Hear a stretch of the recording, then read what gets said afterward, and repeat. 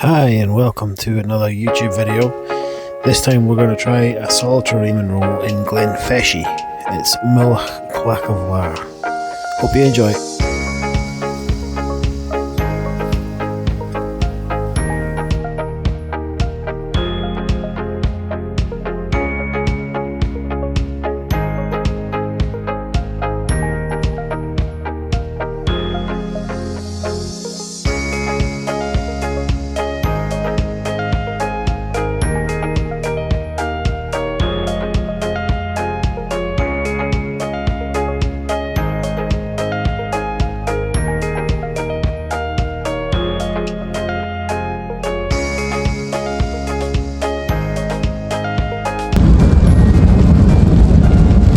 Sure if I caught that, but we just went past the sign saying welcome to the Highlands.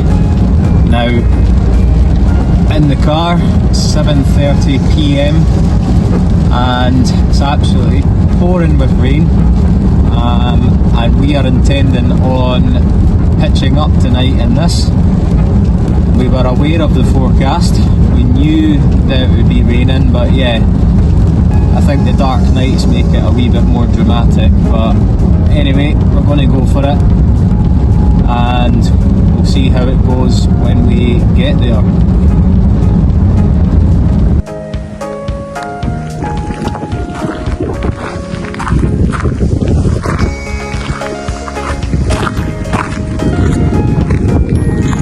So we're all pitched up, made it to Glen Feshie.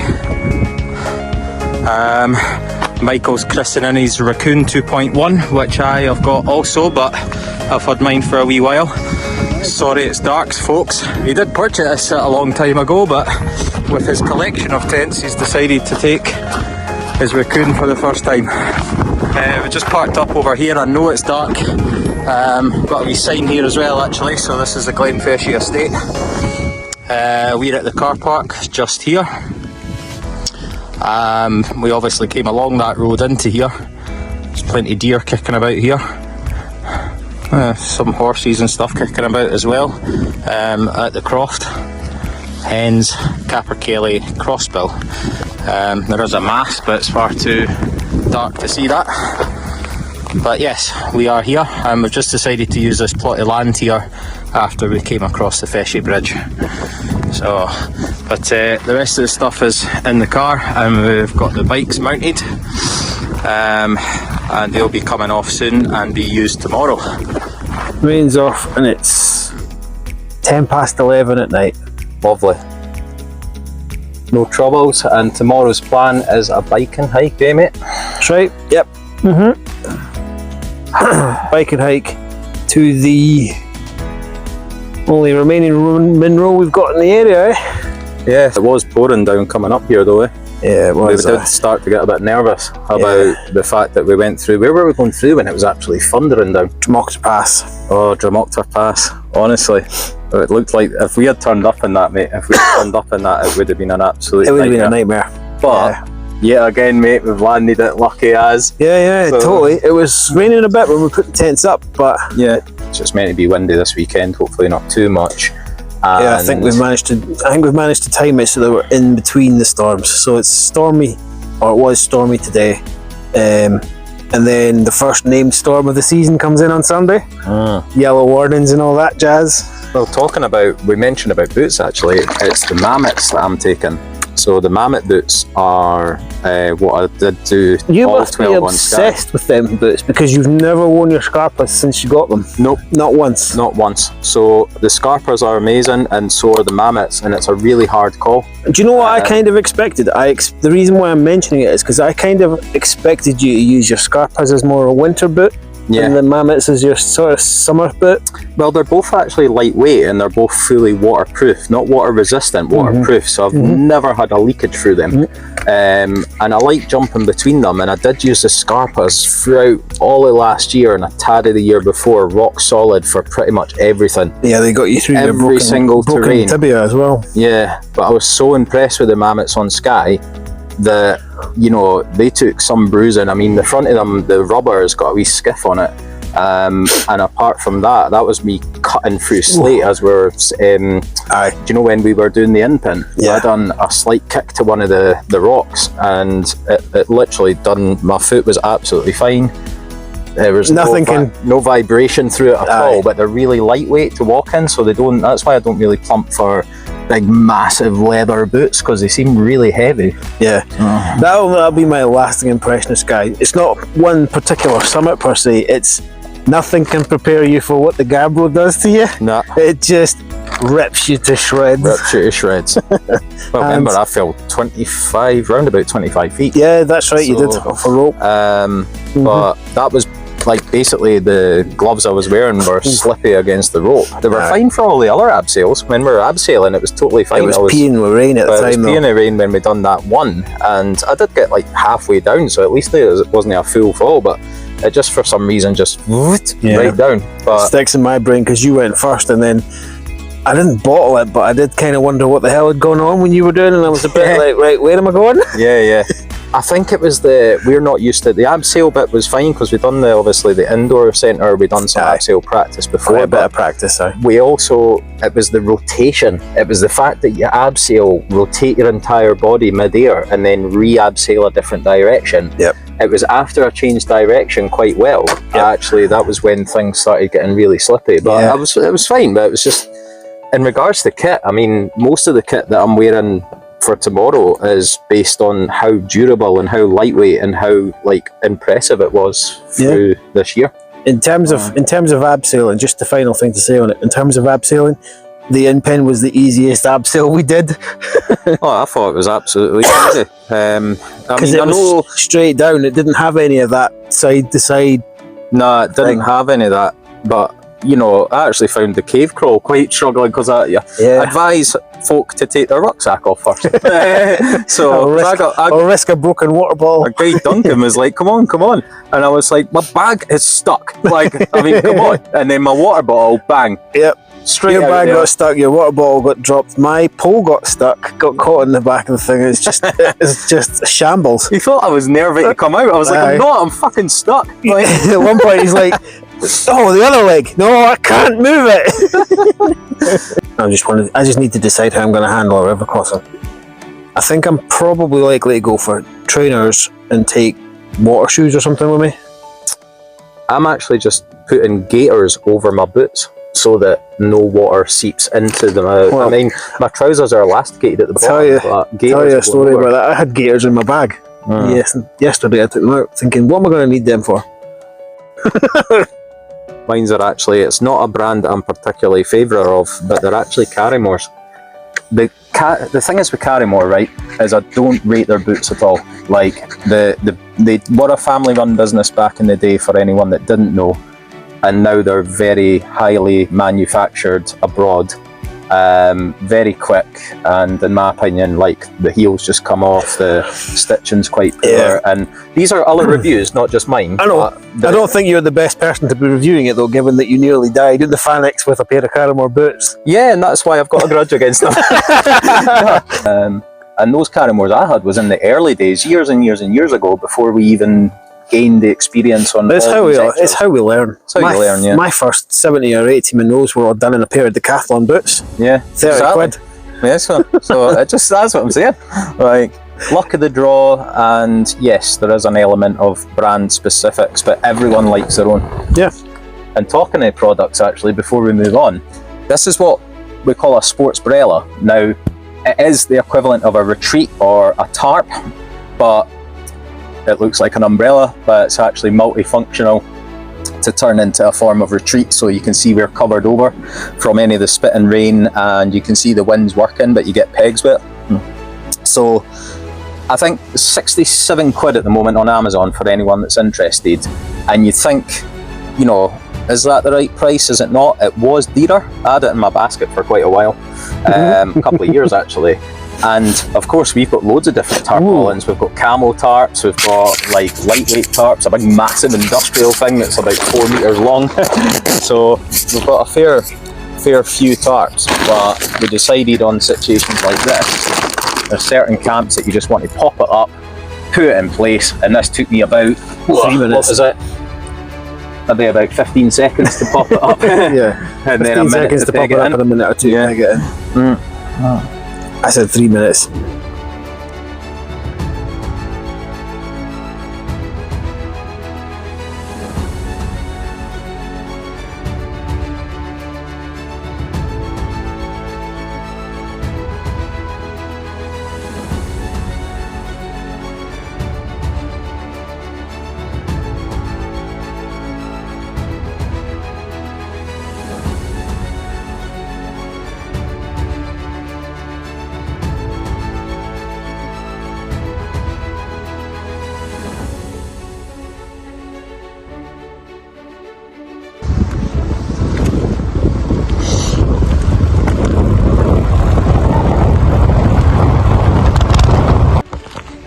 You see, the moon's still out.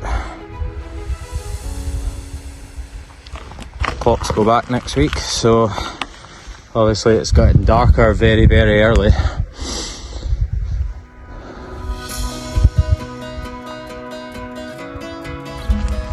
Oh, that's certainly not Michael. Got a visitor. A black goat. Good morning to you.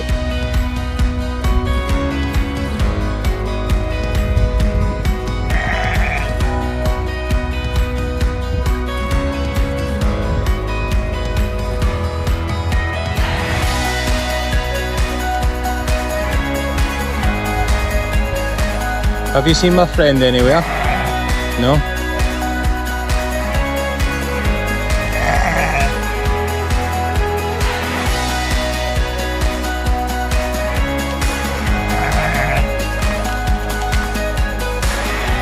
There's nothing for you. You need to wait for your farmer. I'm waiting for my mate.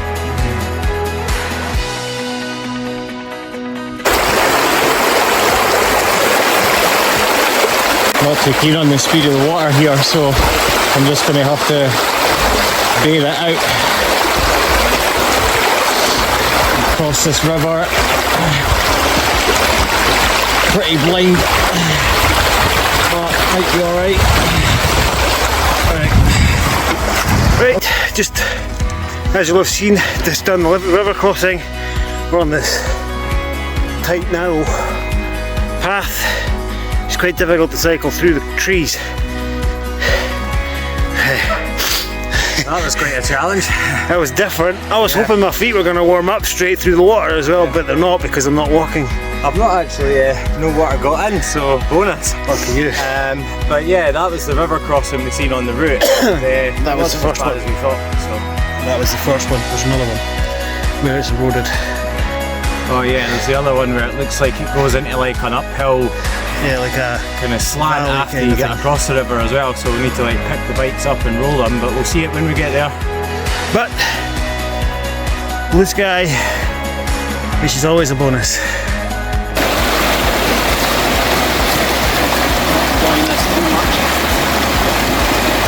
Liam's saying he's not enjoying this. He won't be. Right, he's over. Not bad with a man with his eyes shut. Right, quick pit stop after coming up these steps, pushing bikes. So we get some jelly babies, some water or milkshake or smoothie or energy drink or whatever we fancy before we get on the rest of the way. Liam's now got his jacket off because you may be able to see some brightness. The sun's coming out. I'll probably wait 5 minutes. Yeah, it's going well so far. We sit down to recoup our energy and then we'll get going again. Yep, absolutely. 2 river crossings done. I think there might be one more. We'll see. And then we've got to figure out where we're dropping the bikes. I don't think we've got too much farther. That's us up about 400 metres so far. Given that the bike drop was about 380. It's not massive progress. It's 4:20 the now, but we've only just started the walk anyway, so started around 25 to 9, dumped the bikes at what, 20 past 10? No, it was 5 to 10. 5 to 10 So was it? it'll be about 5 past 10 now. Yeah. So yeah, just checking in. It's actually, I mean, obviously we're in the Cairngorms, but we've not been here for a couple of years since the last time we've been here. In fact, I was here probably more recently than you, because the last time I was in the Cairngorms was when you'd done your legging. Aye, I know. Snap tibia. Horrible. Even when we're on the bikes there, because this is just rocks everywhere, you could feel the metal vibrating in my leg.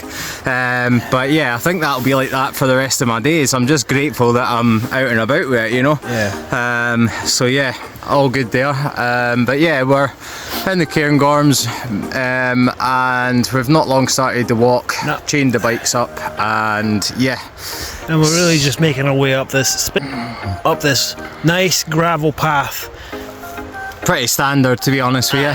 A lot of the route. Yeah, most of the route's kind of the same, so it's all wide open path. Some of the cycle, if you've noticed, was maybe a bit of a skinnier path, but the path's, it's a Cairngorm path, so it's well maintained. Yeah, it's like maintained enough that it'll just be gravel pretty much all the way in, but it was just the two river crossings that were a bit tricky, and then water was about 6 inches deep, so we did end up having to go through.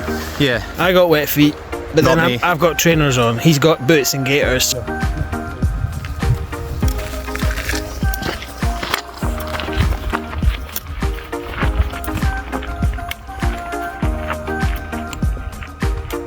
If the video can pick it up. A little shark fin point is Scorgui. Or Scorgoyoi, depending on how you pronounce it. We are going, however, this way and to the right, and I think our summit's over there-ish. Right, we just thought we'd take a video of this final cairn to the summit. It's only 20 or 30 metres till we get to the summit. Yep. You can practically see it from here. Well, there's a little marker on the ground that symbolises that rather than going up this track that's to the left of me, you actually turn off, and you'll see it in a second when we turn it around. You turn off, so and then from there shouldn't be too long. Shouldn't be too long till we get up. The cyclists out of the way, so we're heading up there. The summit should be just somewhere up there. Yeah. It's not the most exciting landscape, but I like that. So yeah, it's quite good. I recognise some of the mountains around. As I pointed out, Scorgui previously. Just see a shark fin top, and then one of the biggies over there in the cloud, Bhlair. Aim to get that next year. yeah, that sounds like a plan. Just in case the wind is too strong up there, because it is gusting, it's Mullach Clach a Bhlair. Yep. So you'll see it a Bhlair. It's spelled. It's 1,019 metres. I reckon that's 3,600, 700, something nearly like that. 3,700 feet. Yeah, we'll get a proper write up once you see it in posts and on the video and whatnot. Navigation on this one, guys, is pretty simple, but well, in fairness, there's a few twists and turns in the forest. It's but, straightforward with the cloud up, but it could be difficult in the mist. Yeah, because there's a few markers and left and rights and straights from the car park through the forest. There is lots of paths that all kind of look the same. Yeah, but once you actually get through the moors and onto this track, then it just keeps going till pretty much where we're standing, to be honest. Absolutely. So let's just see if we can get up there. Let's go and get up this last part before the legs cramp up again. Yep. And there's the cairn. I'll let Liam lead this time. Well, he always does.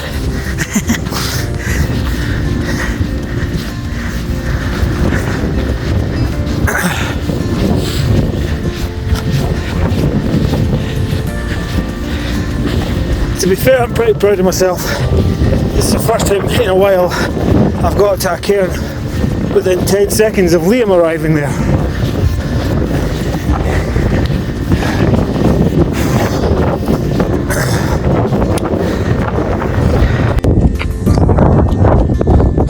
So we've reached it, Mullach Clach a Bhlair, round about 3,700 feet. We mentioned it previous, but I don't know what the wind was like back there. So both of us are here. Yeah, that was so just a bit of a breakdown on this one. When you leave, you go through quite a lot of leave the car park. it's a circular route, so some people have done it in reverse, others have done it what Highlands have suggested, but either way you'll end up at this cairn regardless. You can even do it, you know, you can come up, touch the cairn and go the same way down that you came. But yeah, in regards to the actual route itself, I'd say that it's quite a slog. There's no scrambles. It's a straight kind of, it's not a land over track, but it is a straight path that you can actually walk side by side, which is quite nice. We haven't been able to walk side by side for months. Yeah, I know. But yeah, it's a gradual incline, which means you're constantly inclining, so there's a bit of aches and pains. Yeah, it's like, I've got a bit of a pulled groin and his thighs are quite sore, but the reason being is that it does literally just keep going like that and like that all the way. It only flattened out at the summit. But yeah, overall, like, it's decent, no complaints. It's just a bit of a nippy wind. We've not hit any proper rain or anything since last night. So this time of year I'd say that was alright, but there's the beautiful cairn itself. So yeah, all we need to do now is get back down. So I think we'll circle it. So I don't think we've mentioned it yet. I'll cover it just in case. The route is 6.5 to 7.5 hours on Mullach Highlands. That's walking.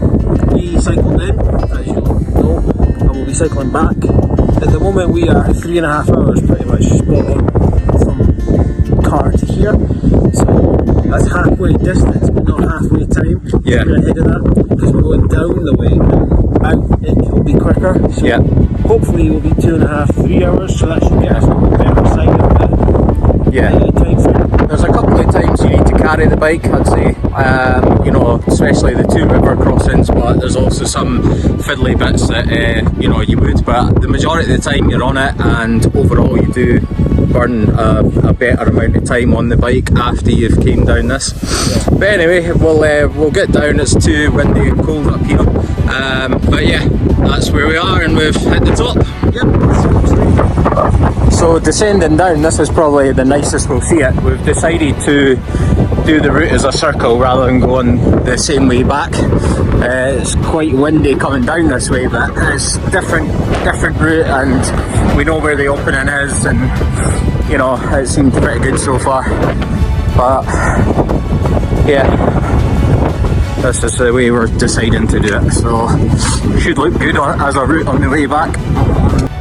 Right, so we've come down from the path, just kind of a faint track. You might be able to make it out from my finger. It just comes in here, just to the side of the loch, and it's quite boggy and muddy. Wet feet again, and then traverses back up, and now we're heading that way.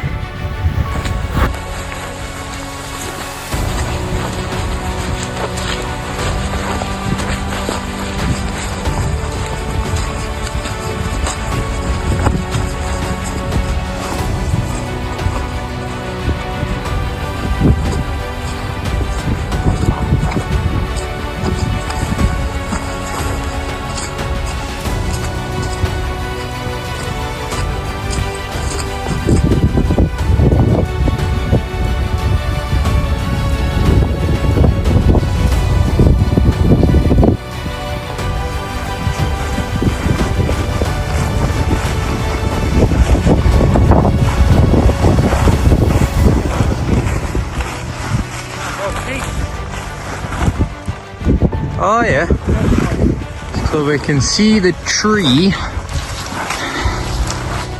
So further on, in line with my pole, there's a crossroads. So we're following this path round, so you can see it going round here. There's a tree that's got a weird shape at the bottom just there, and the second one we've got our bikes chained up behind that. So, but yeah, should be nearly there. Just get through all these shrubs and whatnot. It's turned into a really nice day.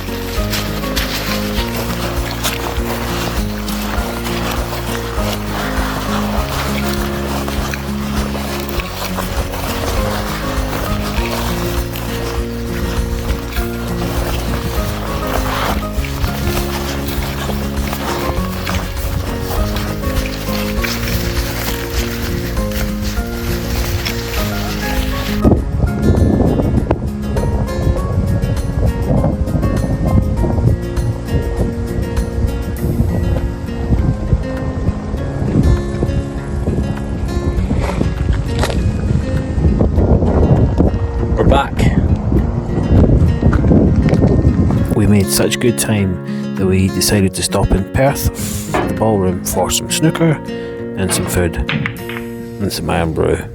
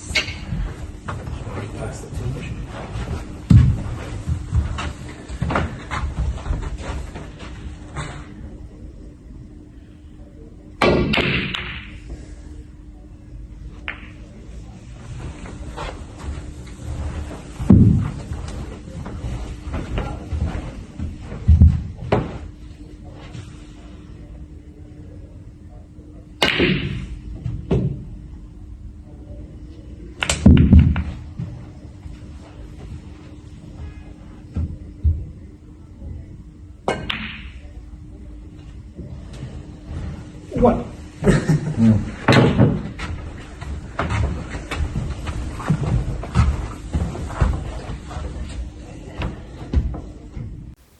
Afterward, it was time to head home, but we'll leave you with some photos of the day.